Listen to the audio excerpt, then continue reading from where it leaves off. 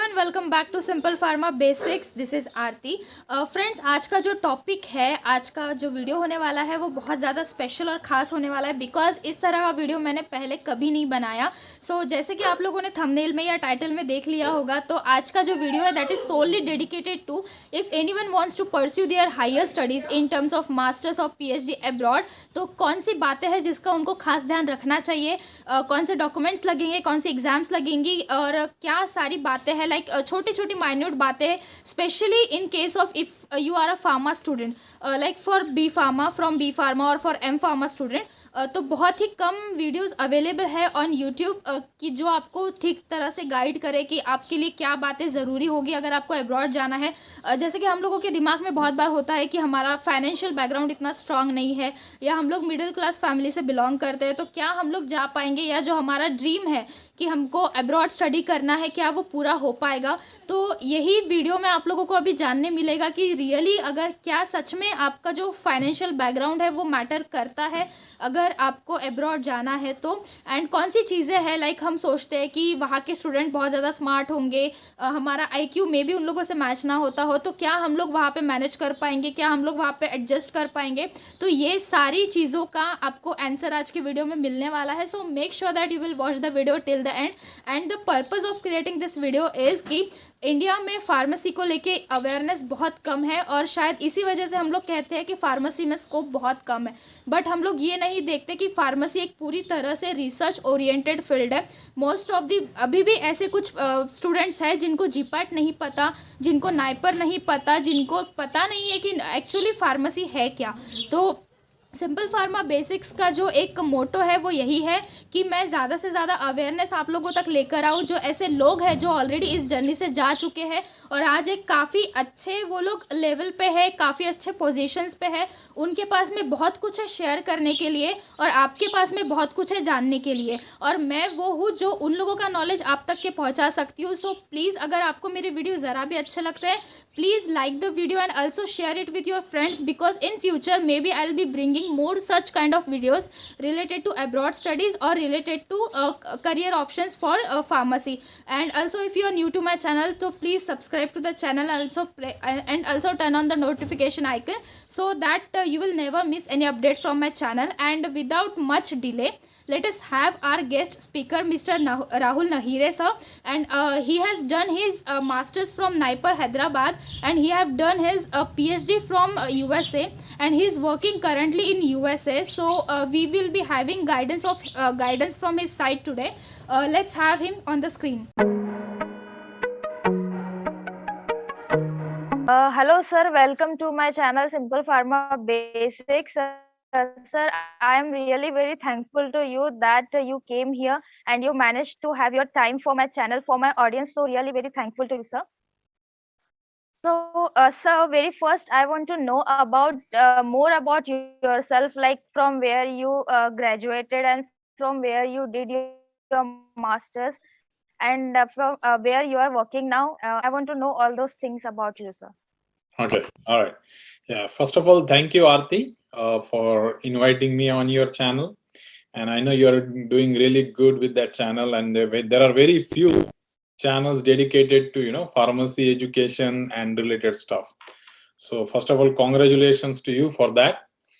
And it's always a pleasure to talk to, another pharma graduate or another pharma colleague. About the things you are doing and get to know, especially someone young like you, who just finished or trying to finish the education. So talking about my journey, I did my B.pharm from NMVP College of Pharmacy, Nasik, from 2003 to 2007.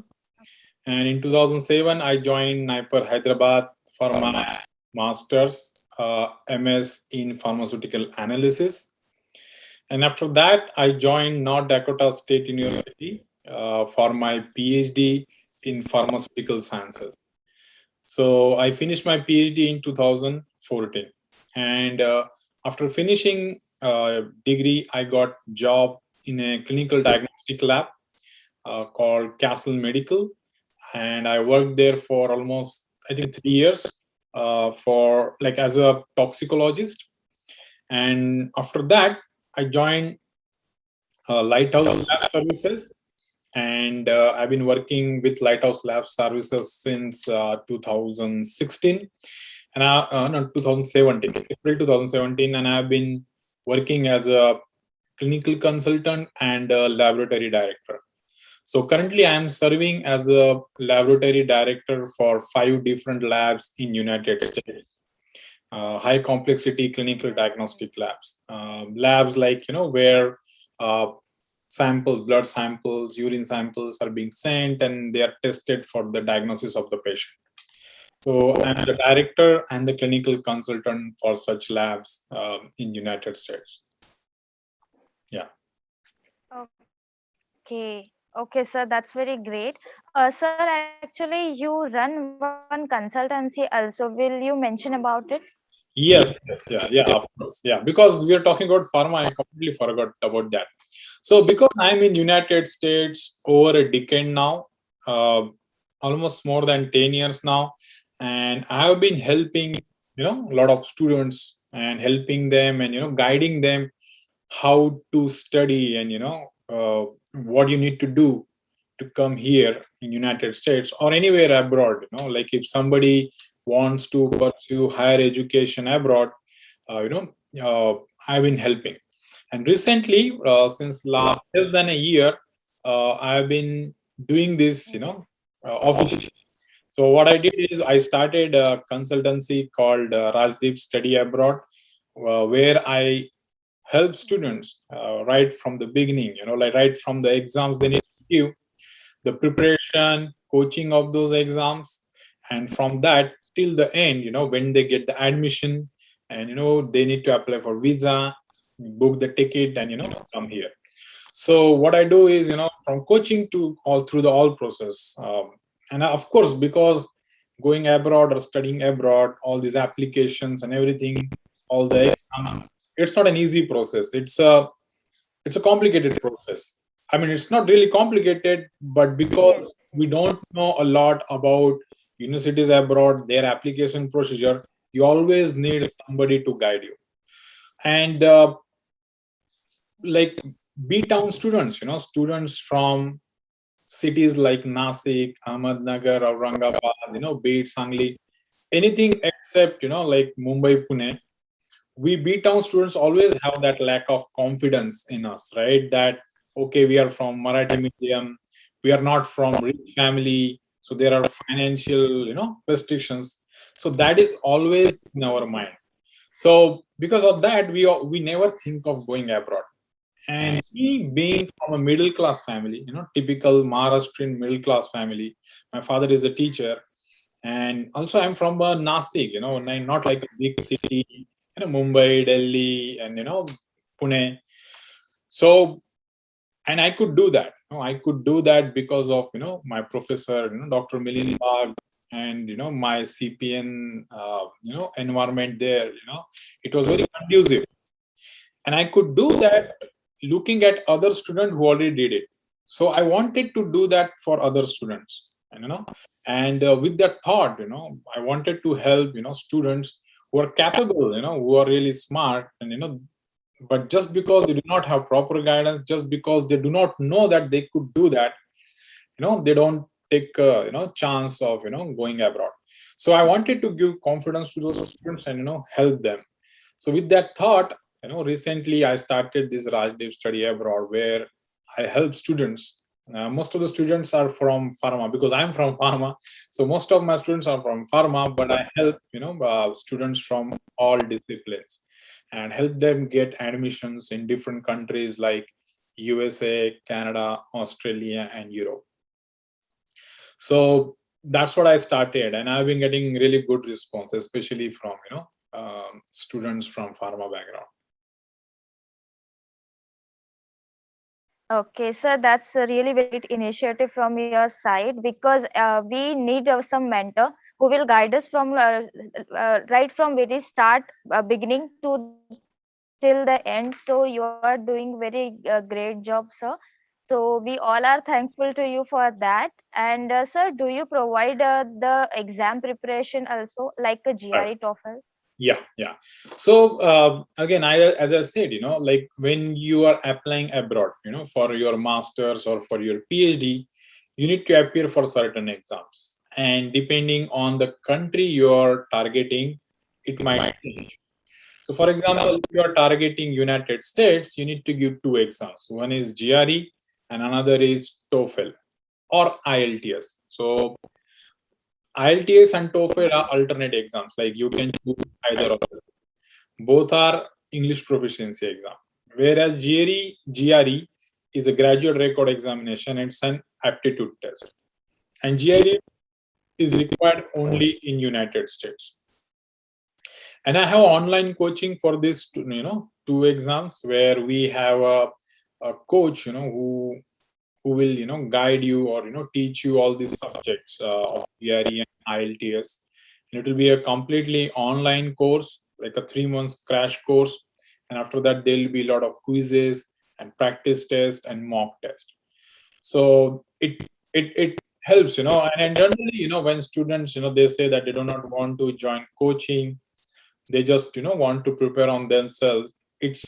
I always say that, like, I know sometimes some people don't need coaching, but what happens is when you join coaching, you are in that mood and you are in that loop, and because of that, you are always inspired to do. You get a homework, you will have friends who are doing that, and so someday you might not be motivated, but because you have coaching, you are forced to do that. So it's kind of good that if you want to join a coaching or something, there is always an option.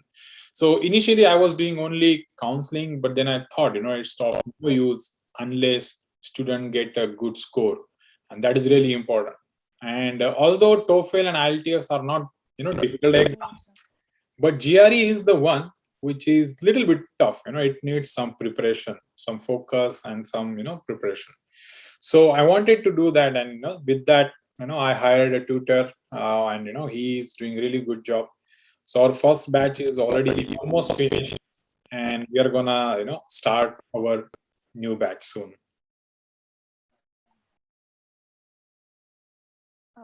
That's great, sir.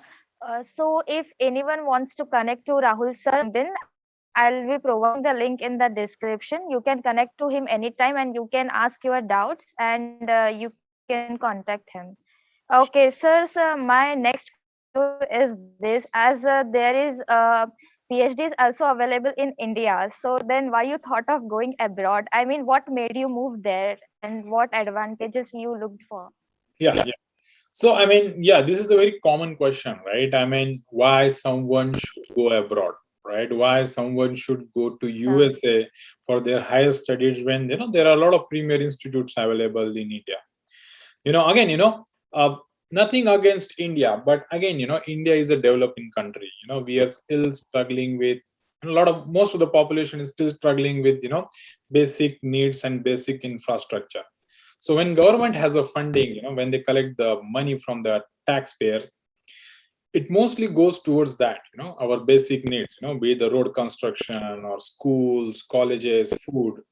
So there is not enough funding for the research, when you are going into, and if you are going for higher education like masters or PhD, you need to do research, right? And for research, you need money.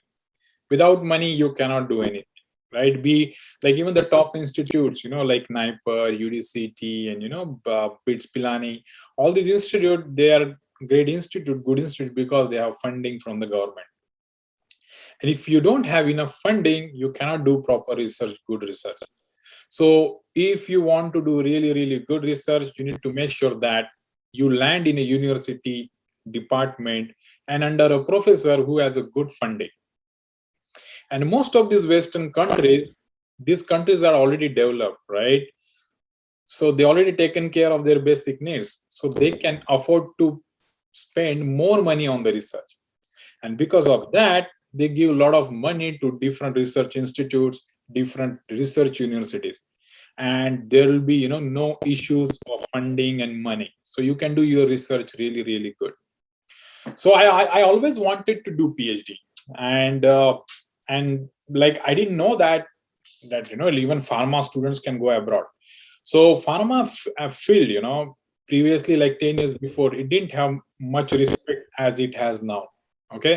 So when in our time, like 10-15 years before, whenever we used to say we are doing pharmacy, people would think that we are gonna stand in a drugstore and sell medicine.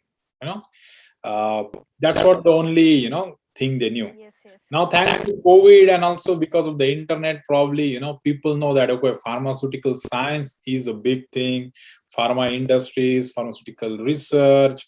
And there is and also because of the COVID, right? Now because of the COVID, everybody knows what are clinical trials, what is phase 1, phase 2, and what are different stages of drug development. And now everybody know COVID test, test done in the lab. So it kind of give awareness about our field. COVID did that to us. But now common people know the pharmacy field and importance of it. So at that time when we were doing B.pharm, we didn't know that what we can do, and one of the options was doing PhD. So I had that in mind that okay, and if I want to do PhD, I should do either in premier institute like NIPER, or I should go abroad. But what my professor, his name is Milind Vak sir. He is a professor at College of Pharmacy Nasik. What he used to do is, like, whenever our seniors used to come to Nasik, for during Diwali or during their vacations from abroad, he used to bring them and ask to like he used to ask them to interact with us. So our seniors who is doing PhD in USA used to visit our CPN, our college, and they used to interact with us. And then looking at them, we used to think that okay, this guy studied from Nasik, this guy is middle class guy, he also studied from CPN. If he can do that, I can also do that. So all the inferiority complex in terms of English, in terms of financial limitations, that was kind of fading off. And then we thought, okay, these guys can do that, and of course I can do that. And with that thought, three of us, my friend, me and my two other friends, we started studying for GRE and IELTS, somewhere in second year or third year of our colleges. And then we came here one after another. We three studied together, but we didn't come all together. We came one after another, but we all three are in United States right now, doing well in our respective careers. So that was the thought. Like, if you want to do a good research, you need to go to a place where there is enough funding. So if you're really interested in research, I would say go to Canada, USA, or European countries where you get enough funding. And of course, you don't have to stay abroad. Again, some people are more emotional about leaving the country, leaving the parents. But again, I would say that, like, your parents left, like most of our parents, they were living in villages and all that, right, with their family. They were doing farming. Their parents would be farming or something, right? They left, they came into the city. Then some of us left the cities, went to Bangalore, Pune. So that's what happens. You have to live. So some people are sentimental, about emotional about leaving country. But again, you don't have to stay abroad. Even if you come outside, do good research, learn things from here, get some work experience, and you can always go back to India, start your own company or do your own thing. Nobody's gonna ask you to stay here forever. So it's always an option. But it's very important to see how these guys, Western people, they do the research, why they are so good at it. If you go outside only, look and observe that, do it yourself, then only you can understand it and implement it if you want to go back and start your own company. Yeah. Okay. Sir, if anyone does PhD from abroad and they want to come back to India and start their career, will it be very challenging for them to find a job just because they are studied from abroad? Is it anything like that? No, not really. So so there are two situations. Okay, if you are comparing a PhD from India and PhD from USA, if you're comparing that, then I would say whoever did abroad would certainly have an advantage. Okay. But if you are considering just PhD from abroad as it is, okay, getting job in USA is much easier compared to getting job in India. It might sound ridiculous, but that's the truth. I'm telling you, because there are, like, if there are positions which require PhD degree, there are very few candidates in USA and Western countries. A lot of local students, American students, they don't go for PhD. Like most of them go for bachelor's max. So the people with the higher degree, and good knowledge, they're always in demand in countries like USA and Europe. So in terms of how difficult it would be, I would say that it will be more difficult in India. Going back, finding a job will be more difficult compared to finding job in USA. But again, I'm saying it's a relative thing. How difficult means what? Like if you want to stay for a couple of months, that's also fine. But I know a lot of my friends, who did their PhD in Europe, they had to go back to India, and they find really good job, in good research institutes like CDRI, and some join NIPER. Like if you observe, NIPER faculties, most of them are either PhD or postdoc from United States or some European country. So it's not that uncommon to do your studies abroad, go back to India, and do your own thing, whatever, if you want to go to industry or academia. So it's again difficulty when you say it's a relative term, I would say, and it's to each, each individual will have its, their own preference. So it's not like always, it's always difficult or it's really easy. It changes from case to case. But there are certainly, a lot of examples, people going back and, finding a job and doing well, whatever they're doing. Yeah. Okay. Sir, if any student wants to go abroad, what kind of documents will they need? And what is the procedure for going abroad, sir? Right from application till the acceptance from the universities, what is the procedure? Right. So this is a really long answer. Okay. So this is because this is a long procedure also. I mean, it's not difficult, but like it takes time for you to understand, because it's different from what we do in India. It's a little bit different, not much different, but there are certain aspects which are different. So again, like if I only talk about USA, you need to give two exams, okay, GRE and IELTS. You need scores of these two exams.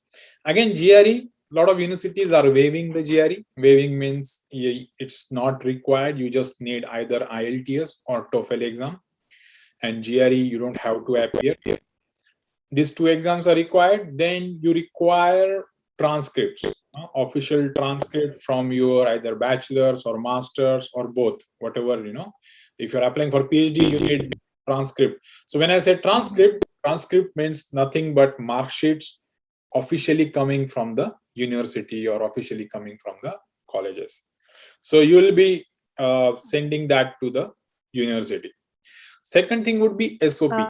SOP is nothing but statement of purpose. Means you need to write down an essay of what you did before, what you are doing right now, and what you want to do in the future.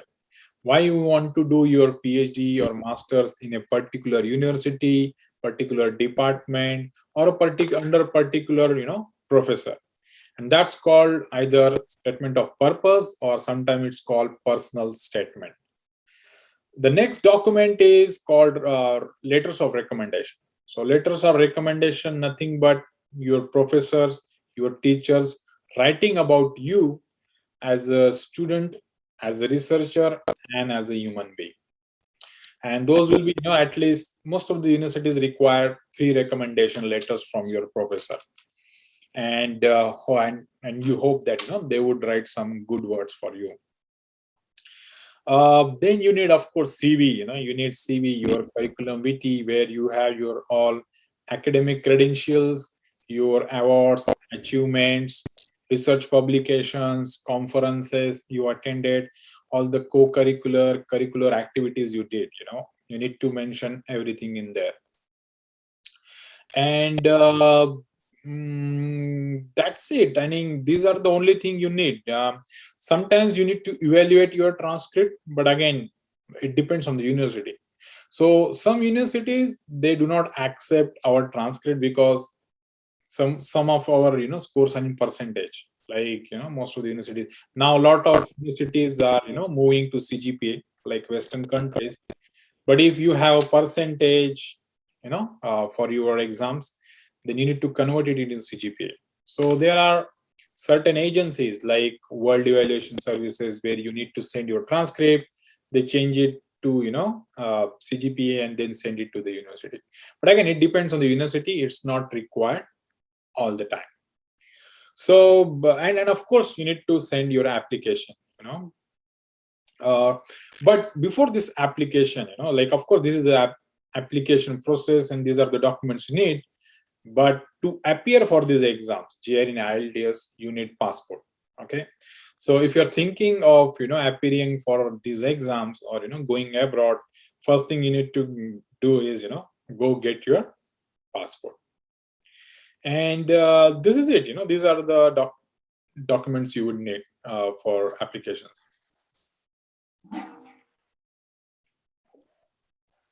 Yeah. Okay, so my next question to you is this: like as we have mentioned already that many of the students came from middle class bracket, they don't have that much financial support. So if Right. anyone wants to manage their finances and to get their financial support, are there some agencies or how one can manage their finances in terms Yeah. of living there? Yeah. Yeah. See, and again, again, one of the misconception about studying abroad is that it's expensive. You need tens of twenties of lakhs of rupees, and that's not the case all the time. I'm telling you. Okay. So there are two aspects. Okay, you are going for masters or you are going for PhD, and it makes a huge difference. Okay, masters, because it's a smaller commitment, you will stay either for 3 to 4 semesters max. It's very difficult to get the funding, but there's a really good chance of getting a funding if you have a good GRE and IELTS score. Okay, but suppose if you don't get funding, you need to at least pay your fees initially for first semester, which is around 10-15 lakhs. Depends on the university and the city you are living in, how expensive is that, but it's usually around that. But most of the universities, they allow in-campus job in first semester, and after first semester you can do out of campus job as well. So your living expenses, be it your residence or your food, it's taken care by your part-time job. The only thing remain is your tuition fee, which I already told that for first semester you pay 10-15 lakhs, and after that most of the time you get a tuition waiver, that you get 50% tuition waiver, or you get complete tuition waiver, so you don't have to pay the fees at all. So whatever the expenses, those 10-15 lakhs, you can get a loan. And there are a lot of companies, there are a lot of banks who are ready to give, and those are dedicated to study abroad. Okay, those are dedicated to study abroad. They give you these loans immediately. And if your university is reputable, respected public university, it's very easy to get a loan. And again, some people get scared, like, oh, 10-15 lakhs, it's a big amount for the middle class, right? Like, it sounds okay, then we should not think about it. But I'm telling you, you might get you might have a loan, student loan of maybe 15 lakhs, suppose, and you will have it for 2 years or so. But when you get a job after masters in United States, you get at least 50 to 60 lakhs per annum. So within 6 or 7 months, you can get rid of your loan.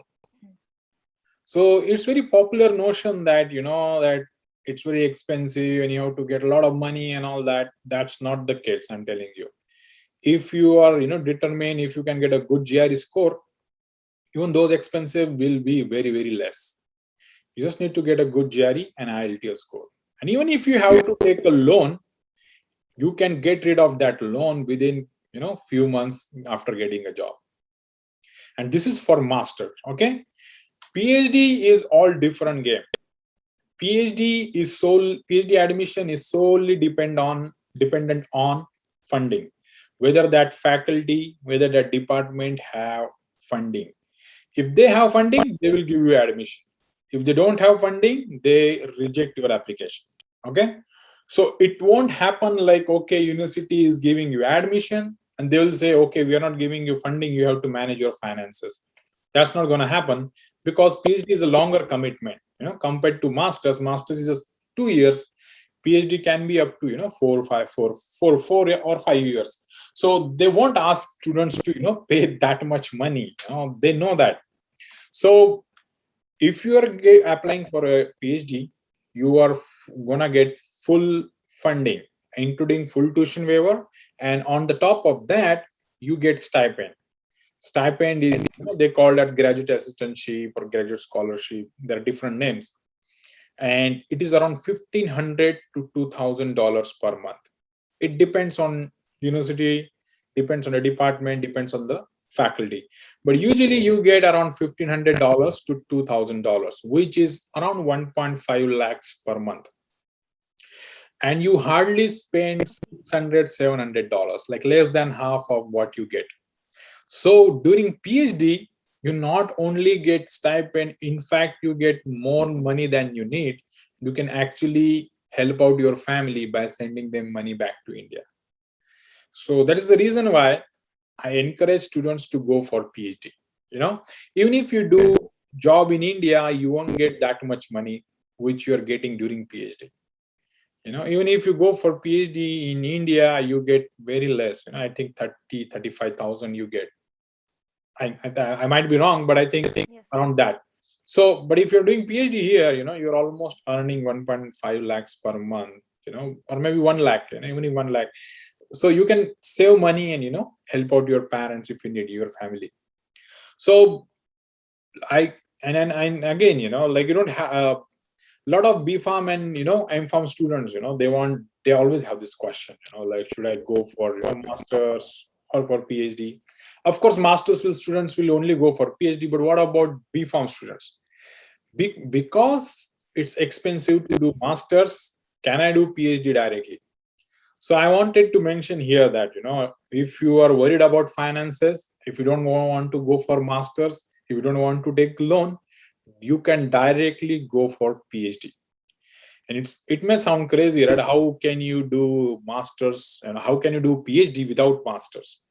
But it's very common. A lot of my juniors, my friends, they did it. It's very common in Western countries. They only need a 4-year degree. If you have a 4-year degree, then you can directly do PhD. But of course, for that, you have to have a really good profile. You need to have a really good research profile. You need to have good GRE and IELTS score.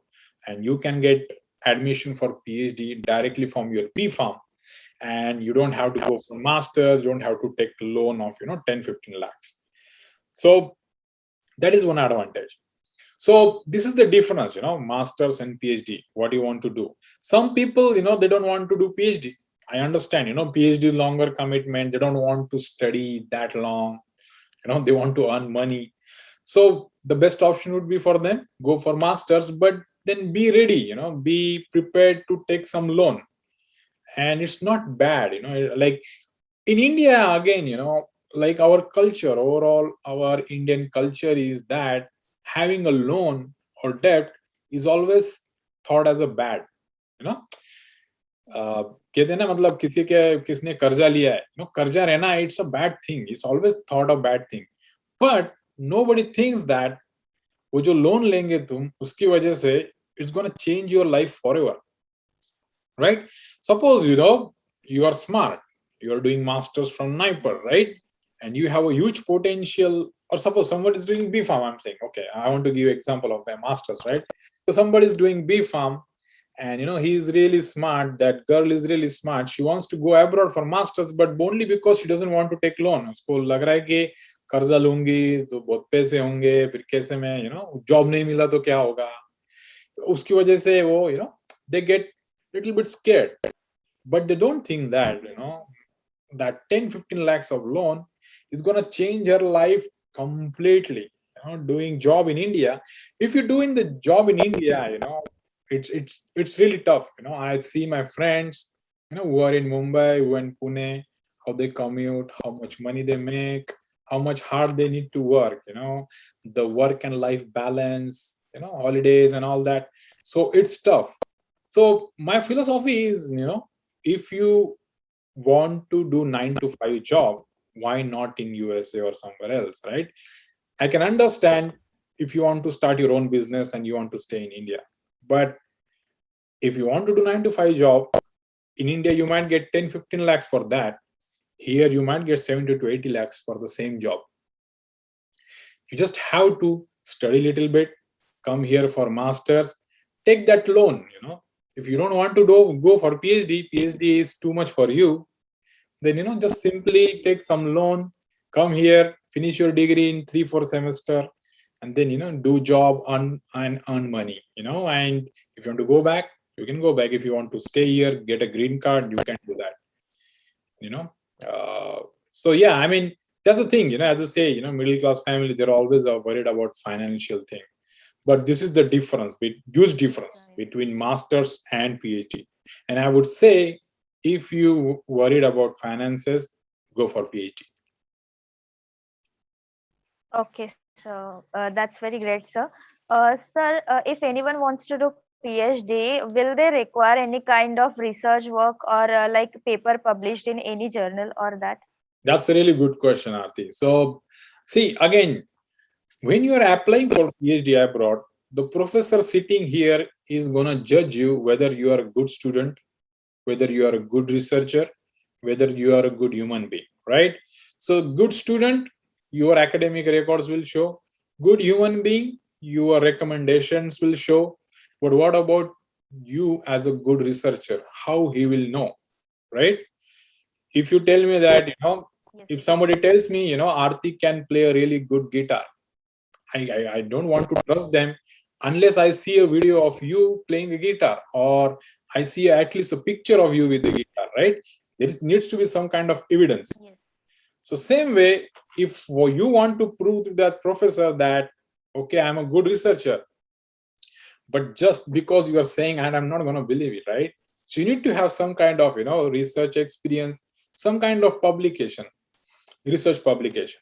And again, students from India, we have limited resources, in terms of research, reagents, instruments. There's always lack of it, and even in premier institutes, I know, we have to struggle to get access to those. So what best you can do is write a review article. If you want to go do research, you need to work in the lab, but a review article, you can sit on your laptop and write it. You don't need any reagent, you don't need any funding, you don't need any money. You simply have to collect different articles from online on a particular topic, interesting topic, and the topic you want to do your research in future. Suppose you are interested in, cancer biology, or if you are interested in cancer nanoparticles, you collect different articles on that topic, write your own perspective, or write an article about it, put it together, and publish it in a journal. And the good thing about review article is that you don't need money. You can sit on your computer, you can work with your friends. You don't have to work alone, and you can send it to any professor, get their opinion, or ask them to give them some feedback, and once it is ready, submit it to any decent journal. And again, you don't have to send it to a really good journal, high impact journal. Okay, send it to a decent journal who is indexed in PubMed or Scopus or at least Google Scholar, so that suppose you are applying there, and the professor searches your name, Aarti Nahar in Google Scholar, something should pop up. And you being just a B.pharm student or master students, they know you're from India, and with limited resources, you manage to publish something. And again, a lot of B.pharm students, M.pharm students, they don't have publications. Nobody thinks of that. But writing a review article is really easy, and easy way to prove that professor that how much interested or how much you are motivated or inspired to work in that particular research area. So even if you can't do a research project, can't work in the lab, at least write review articles. Go for conferences, go for online certification courses, all these free courses which are online and which are related to your coursework or which are related to whatever research area. There are a lot of free courses about cancer biology, nanoparticles online. You just have to search them online in an Napier, and you can just write it in your CV, just to show that professor that how motivated and interested you are to work in that particular field.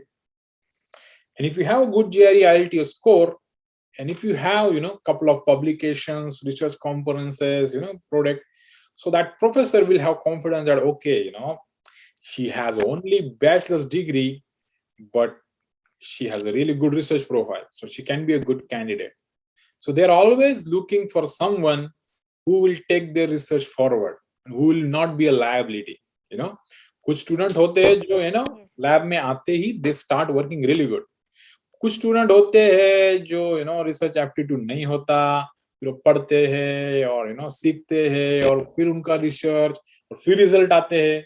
So for those researchers, these students are those are not productive enough, right? So they try to take a student who are already know what is research, who already have a proven track of research publications or review articles. So what I would suggest you, so write review articles. If you are in B.pharm or M.pharm, whatever academic year you are in, write review articles, with friends, with professor, get help. But I'm telling you, it's gonna help you a lot in your future. You will thank me after 5 to 10 years. And review articles, if you don't know, get a lot of citations. And citations is one of the important criteria to judge a review, a researcher. A good researcher will have a lot of citations, right? And review article, because review article is like, it's like extracting like important information and, putting it together in a one review article. Because of that, it gets cited a lot. So it's also, beneficial for your profile, as a whole, in your whole academic and research career. Yeah.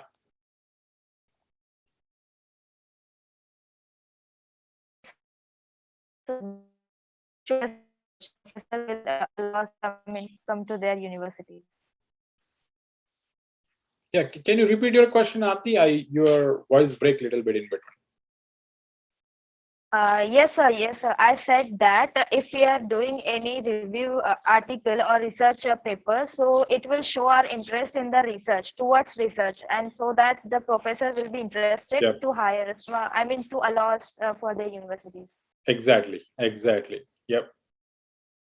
Yeah. So my next question is this: if any Indian student goes abroad, will what kind of challenges they will face in terms of? I mean, there are the US students who has been. I mean, they have advantages of somewhat advanced techniques. I mean, maybe very advanced technique, and they are grown up in those all techniques and all those surroundings. So maybe they are better in terms of education as compared to us. And if does Indian student face any kind of IQ issues or any kind of study related issues? No, not really. In comparison to US. No, actually, in fact, it's opposite. In fact, it's opposite. Okay. American students struggle a lot, because they are not. See, like here, education system is more student friendly, and they don't pressurize student. In India, education system has really, really high pressure. And right, like since 10th standard, like how pressured we are as a student, our parents, our teachers, they're always after us, you need to do good, you need to do good, you need to study hard, you need to get up early. 10th, 12th, then after that, our GATE, NIPER, GPAT, in all these exams. So we are always in pressure, but we like that pressure, right? Like most of us, we like to study and we do study really hard. So we are always prepared. And here, education system is not based on memory, it's more practical oriented. The answer, you don't have to write like essay answers, most of the questions would be multiple choice questions or single or 2-line sentences only. So we like for students who are studying in India, the courses here are like cakewalk. It's really, really easy. So we don't struggle in academia at all. What we struggle might be, it's the cultural shock, because you are calling your professor by his name. Like we call sir, madam, right? If there is a, if there is a professor who is, Dr. Smith, people call it Smith. Hey, Smith, how are you? Like we call him by name, even though he's my guide. So that takes some time for us to understand the cultural shock, like copying is really, really, really, really bad here.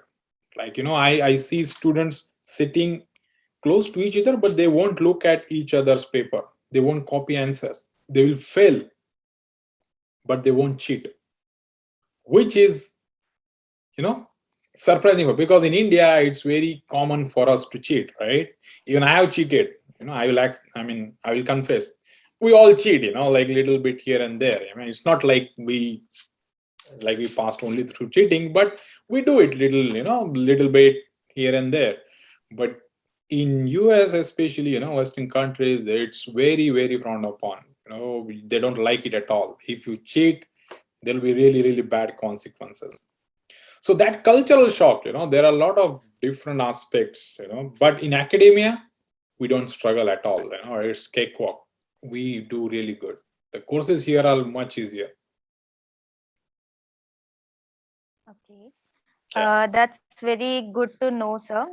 Sir, my next question is, if anyone goes abroad after B.pharma or M.pharma for masters or PhD, what kind of various job roles will be available for them, and what is the scope of pharmacy abroad? Yeah.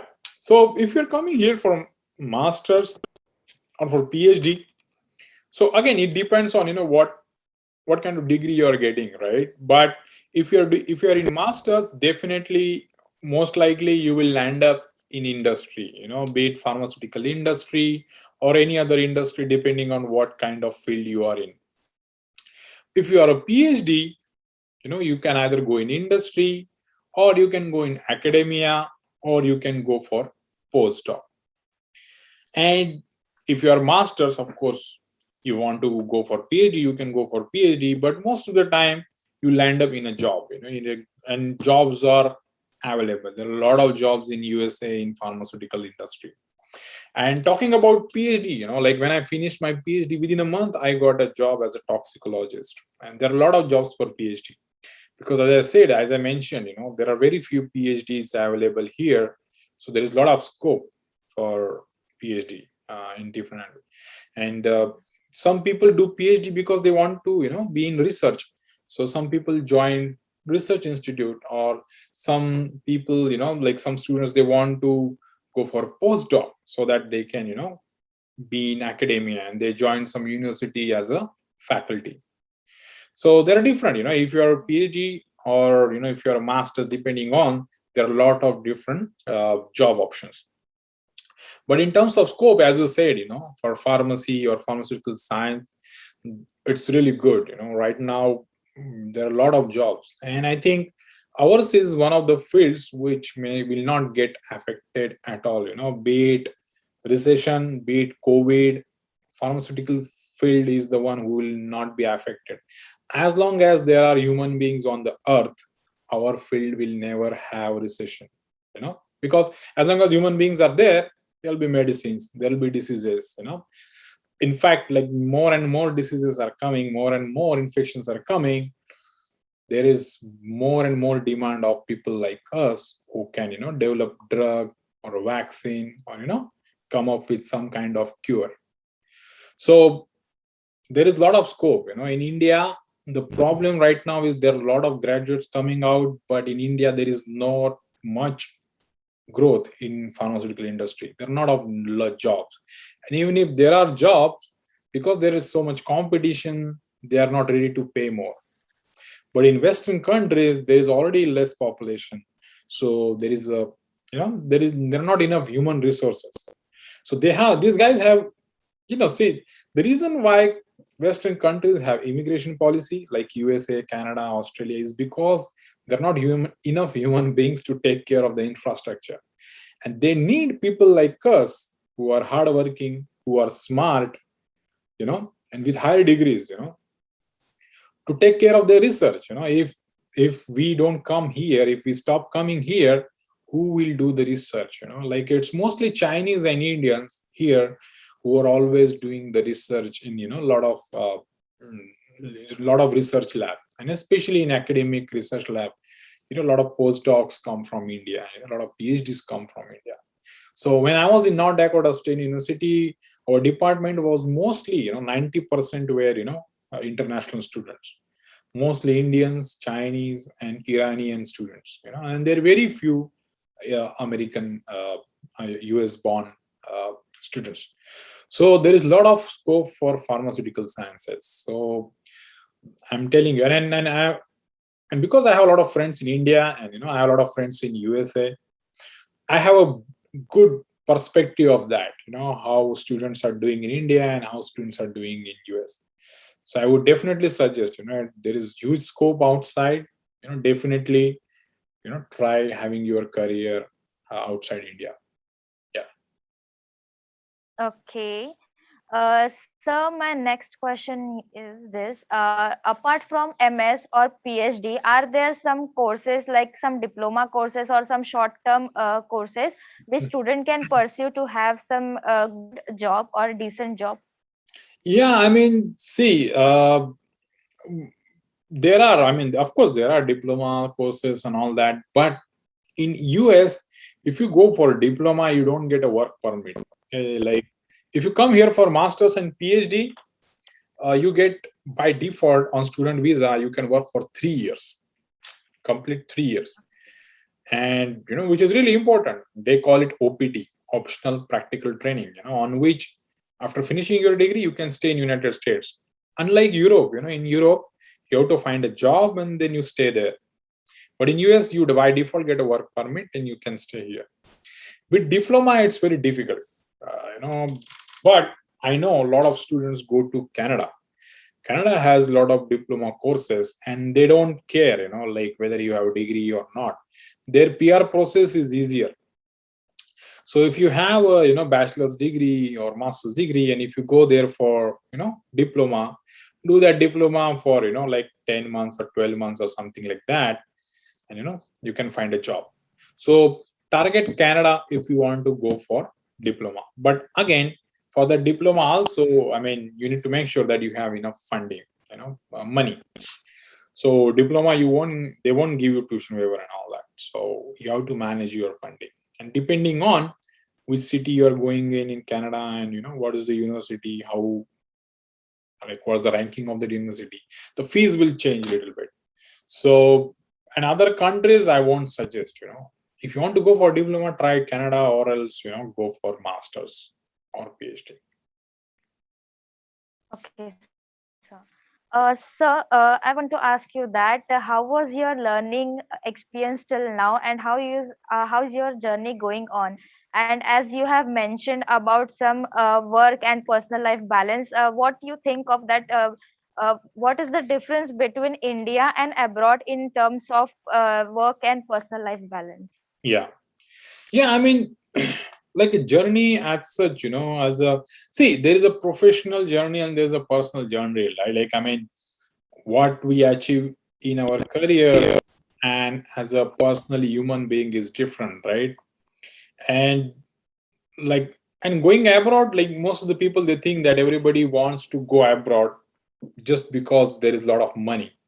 Of course, money is the factor. You get more money abroad, so people try to go there. But at the same time, it's not just the professional growth, but at the same time, you grow as a person. You grow as a human being.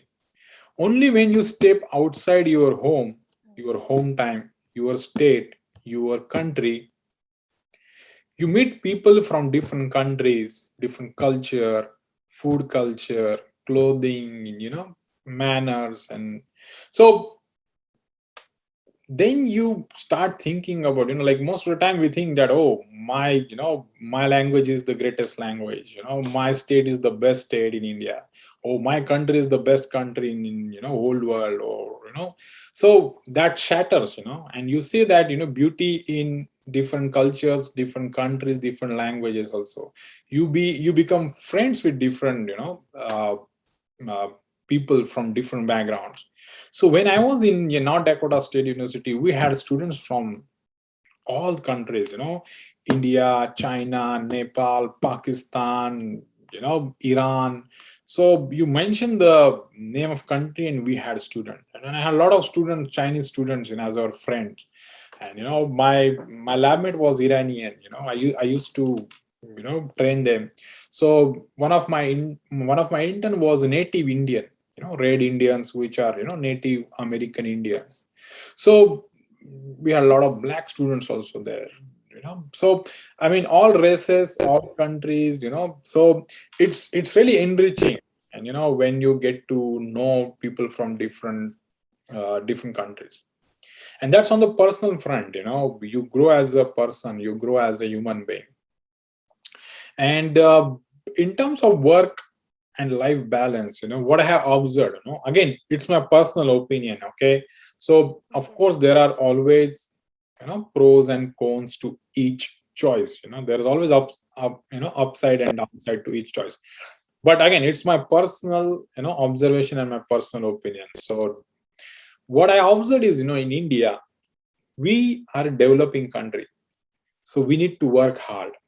So most of the companies, because of that, they give only Sunday as a holiday. But countries like USA, which are already developed, a lot of automation is being done, they don't have to work as hard as we developing countries need to do, right? So they don't work on Saturday, Sundays. Even on Friday, sometimes they work only half day. A lot of companies. And if you see some European countries, they have 3 days weekend, like Thursday, Friday, Saturday, Sunday. A lot of European countries, they have, some companies have that, because they do enough work in the rest of the week. That's what they achieve through. So in my opinion, that's really important, right? But I have seen some of my friends, they start 8 a.m. in the morning, and they go back home 8 p.m. in the evening. And now you imagine if you do that for 6 days a week in a whole year. You are going early in the morning when your kids are already sleeping, and when you go back 8, you have dinner and you go back to sleep. You hardly have any family time, right? And I see that it's not just working in the lab for longer hours in your job, but also the commute, because a lot of us, we get job only in the big cities like Bangalore, like Mumbai, Pune. There are a lot of commute. You cannot stay in the heart of the city. You live in suburbs, away from your job. So of course your commute will be like an hour or so. So every day 2-3 hours you just end up spending traveling from your office to your home. So which I think is really different from USA. Of course, there are here also like students who are doing their job in big cities like New York and like Manhattan, and big cities like New Jersey. They also have longer commutes. But again, it's your choice. There are a lot of jobs in B towns, in suburbs also. So even like when I got a job, it was not a big city, so I hardly had like 5 to 10 minutes of drive. Right now also my office is just 10 minutes from my home. So I go at 9 and I come at 5:30. So 5:30, 7:30, 8, I have like 2-3 hours just to spend with my family, with my kid, and that's really important, right? If you do only work and you don't have time to spend with your family, it's of no use. So that's what I have observed. In India, it's a little bit struggle uh, when it comes to, and also, and initially when you are starting out your career, you need to impress your supervisor, so you work even harder, right? And they also know that you are a young, you want to keep your job. they will make, most use of, your talent or your time. So that happens. And, and I speak with a lot of friends, so although, most of them are happy with their job and salary and all that, but it's just the level of stress, level of the commute, level of the time commitment, that's what, makes a huge difference. So, and again, I told you that's what the difference is, developing country versus a developed country. They need to work hard, they don't have to work that much hard. And that's what makes a huge difference. Yes, sir, yes, sir. It makes a really very huge difference because we must have a work and a personal life balance. Yes. So that's really matters. Yeah. Yes, sir. Sir, if any student came to abroad, so how they can make money while learning? Like what kind of part-time jobs will be available? Yeah. Sir, if we will talk about a PhD student, they will be getting stipend, so Yeah. they won't need to work. But Yeah. in case of master student, they may need to work.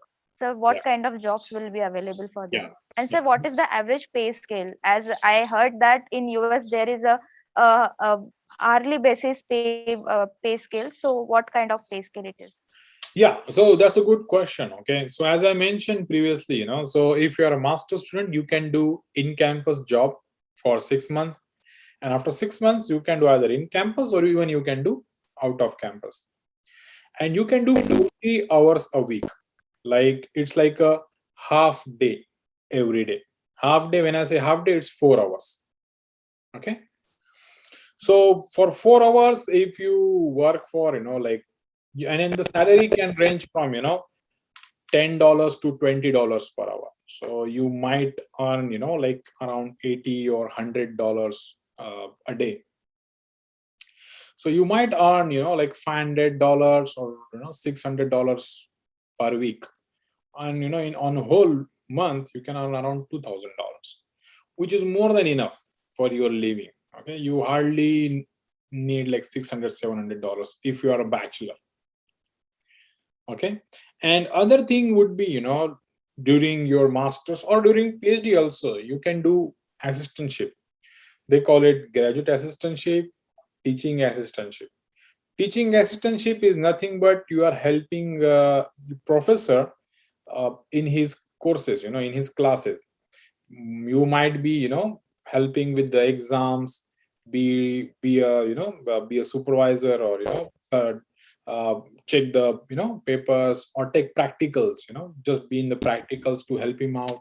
So that is called teaching assistantship, and depends on the university and our commitment. It can range from $500 per month to $1,200-$1,500 per month.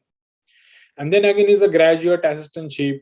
So you can do jobs in campus, in library, or in like a Pizza Hut, or in any of the restaurant if you want, or technical jobs, sometimes helping out students with the assignment, or helping out students with the queries in their classes. So there are, or doing a job in a library, or in technical department, fixing the computers. So there are a lot of jobs in campus. And USA as a country is very individualistic society. Okay, when I say individualistic society, means a lot of students, they don't take money from their parents, they want to study on their own. So earning money, everybody wants to do it. So what the university does is they create such jobs, small job for students, so that they can sustain. And because of that, there are a lot of in-campus jobs available, even out-campus jobs available, and it's very easy to get job. So during masters, you can work part-time for 4 hours a day, 5 days a week. Of course, they won't allow full-time, otherwise when you will study, right? So they want to make sure. So that's why they allow only part-time job. Okay, sir. Yeah. Sir, will you just enlist some other countries than US to study for means of for masters and for PhD as well? Yeah, I mean, because I'm in USA, and USA is a really cool country. They're very friendly to immigrants, and especially to Indian students. They really respect that. So I always suggest, go for USA. But of course, there are a lot of countries. The second one which I suggest is Canada. The reason for that, again, Canada is also a cool country. When I say cool country, I mean they're really cool with immigrants. One of the least racist. To be frank, like when I say country is racist, the first thing I comes into mind is Europe. They're not as friendly as Canadians and Americans to immigrants, to people from outside. They're more conservative. French, Germans, and all that, they have their own language and all that. So whenever somebody asks me, which countries I should suggest, I should go, I would suggest first USA, then Canada, then Australia, then New Zealand, and then rest of the Europe. Europe I don't have any preference. UK preferably, but then it doesn't matter. So overall Europe. The reason for that again, is like, what's your plan for long term? So for me, my intention was to get a green card and settle here. So I wanted to target these countries, USA. I wanted to come to USA no matter what. But other friendly companies, friendly countries are Canada and Australia. They have really good immigration policies, point system where you can apply, and if you have certain credentials, you can get a PR, permanent residency, or we call it green card. So if you have that plan, if you want to stay abroad for long, I would suggest go for Canada, Australia, or USA. If you are not worried about that long-term plan, and you might want to come back to India, then you can go to Europe also. Go there. Education there is cheap. It's not like expensive. You get stipend there also. You get tuition waiver there also. But if you can't find a job, you have to leave that country and go back to India. So you can do that also. So this would be my preference. USA, Canada, Australia, New Zealand, and then UK maybe, and then rest of the Europe. Okay. So, sir, here's the end of my questions. But at the last, but not the least, I want to ask some tips and some suggestions from your side. If any Indians is going abroad, the suggestion you will like to give them. Yeah. I mean, see, the most important thing you need to start working on if you want to go abroad or study abroad is your English. Okay. Unfortunately or fortunately, I don't know, but the language of the planet Earth is English. No matter which country, which island you land up, English is the language which everybody is likely to understand. So, and also like these exams I mentioned, IELTS or GRE or TOEFL, they all have English. Okay, and if you go abroad, of course you need to talk in English, speak in English, listen, write, everything is in English. And in India, I think for visa also we have to be fluent in English. Yeah, For of course, visa right? purpose also. Yeah, and that's what they judge you, right? That whether you will go there and whether you will be able to communicate with people, right? No matter how smart you are in your own language, right? But if you are going to US, you need to speak English. Otherwise, how you will learn, right? How you will talk to people. So that's what it's important, and start working now. And long language is not something which you can improve within couple of months. It takes time. So if it's a mathematics, you can always do practice. You can solve problems, and then you can improve it within 4 or 5 months of focus. But language is not like that. There is no end to the language. So English language is huge. Like it is a lot of huge scope to read and learn difficult words. So what I would suggest to you, start improving your English. How you will improve is reading. Start reading newspaper. Start reading magazines. Start reading novels. And when I say novels, don't start with some foreign author. Start with basic, bare basic, like Chetan Bhagat. Start with Chetan Bhagat, then start reading, like different Indian authors, Amitav Ghosh, Kiran Desai, Salman Rushdie, Arundhati Roy. These really, really good authors. Khushwant Singh. read these authors, and then you slowly start reading, foreign authors. But you need to read. We, as a technical student, we always read only textbook, and that's a really big problem.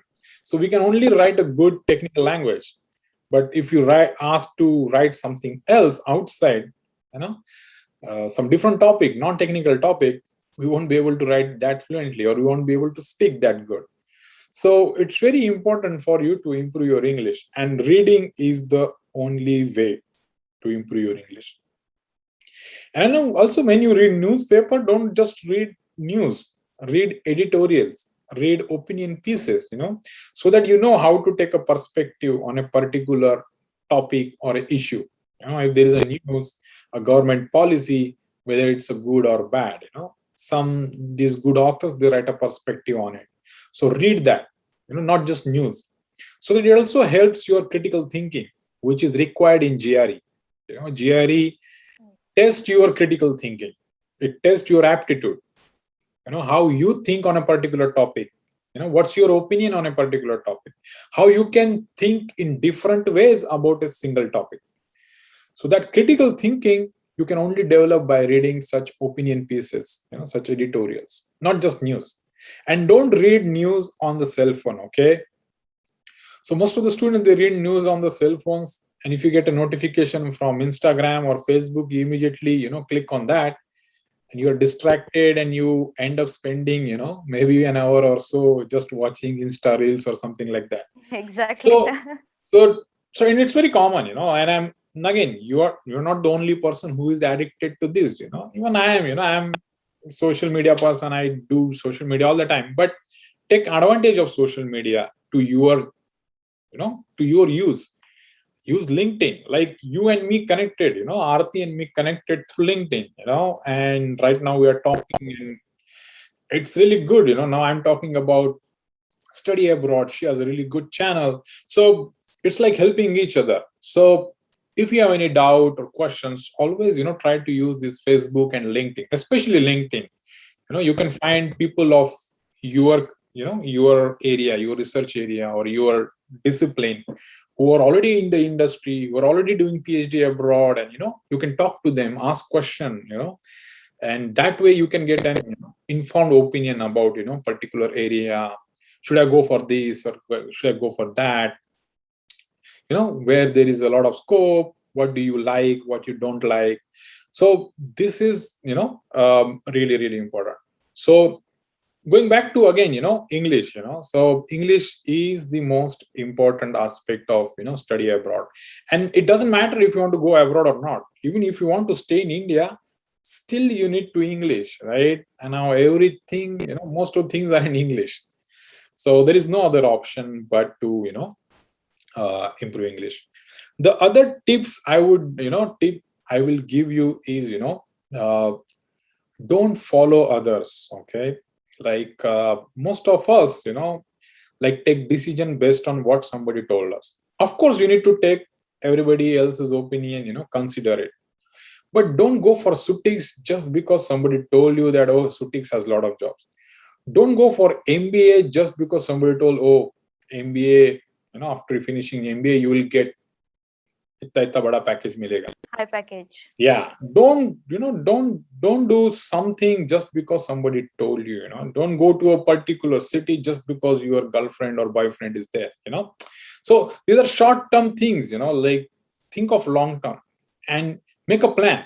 Short-term plan and a long-term plan, and also make a customized plan for yourself. Just because I am telling you to go abroad and come to USA, don't start studying GRE from tomorrow. Okay, so do your own research. Like see what you like. Just because management has a lot of money, that doesn't mean you are good at it. Just because you like management, that doesn't mean you're good at managing things, right? Again, people get confused between liking and being a good at something. Just because you like music, that doesn't mean you can create music, right? You know what I'm saying? So people think that, okay, I like research, but can you do the research? I like managing things. I like to be manager, but can you manage things? Do you have skills? Or if you don't have skills, are you working towards that or not? Right? So This is really important. Don't just follow somebody. See, whatever discipline you are going to choose, be it MBA or pharmacology, toxicology, or whatever that field is, you're going to spend the rest of your life doing that thing.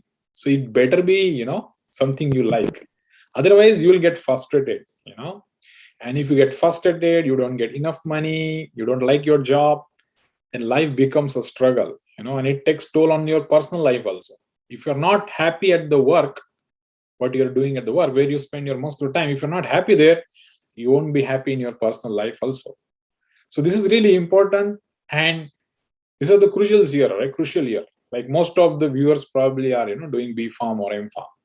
So this is the right time you start thinking what you want to do in your life. You can still change it, You can still, if you want to move a little bit here and there, you can still do it.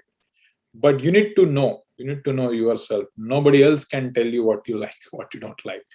So that one thing. So work on English and find out what you want to do in your life. That's it. Yes, sir, that's really very important to find our interest. So, Yeah. sir, just one question hit my mind right now. Mm-hmm. Sir, I have heard that we have to have some bank balance in our account to go abroad. Is that true, sir? Some like So that's 25 for lakhs, masters. 30 lakhs. That's for masters. Okay. So as I said, Mhm. sometimes master students, they don't get funding. They do get, sometimes, but sometimes they don't. So if you don't get funding, then the visa officer wants to make sure whether you have enough money to pay your fees, right? So suppose your 2-3 semester, whatever your fees, that fees you need to show that you have a property or you have bank balance. So you have to show that, okay, first semester fee is 10-15 lakhs. You have to show that, okay, you have a loan of 10-15 lakhs, and rest of the money funding, you can say that my father is, gonna sponsor we have property and all that. So you have to show that, which is very easy. It's not a difficult thing. If you're a middle class family person, and there are a lot of companies who are, help you with that. And me at the consultancy, can guide you. Take help of somebody who has already gone through such thing. Someone like me.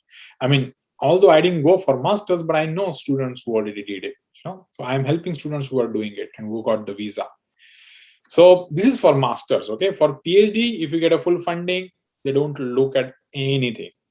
Even if you want to make, like certain balance, and you have to show your property and all that, we don't look at it at all, because your admission letter will have everything written that, okay, your fees will be waived and you will get stipend on the top of that.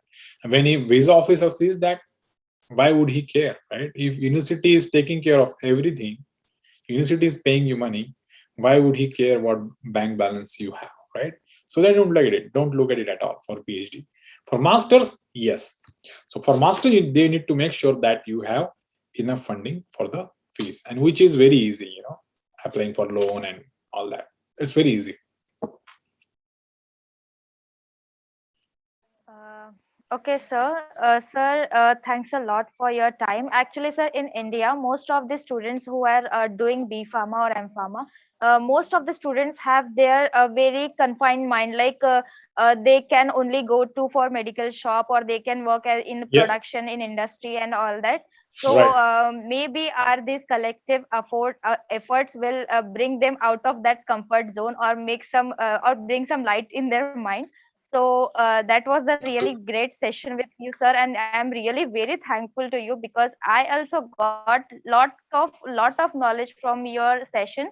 Because as a master student, and if I want to plan for abroad, this is what I everything that I need to know. So I'm really very thankful to you. And also, I'm repeating this thing. If anyone wants to connect to Rahul sir on LinkedIn, I'm providing the link of his consultancy page, and also his personal account page on the in the description, so you can connect him in on the LinkedIn. So thanks a lot for this session, sir.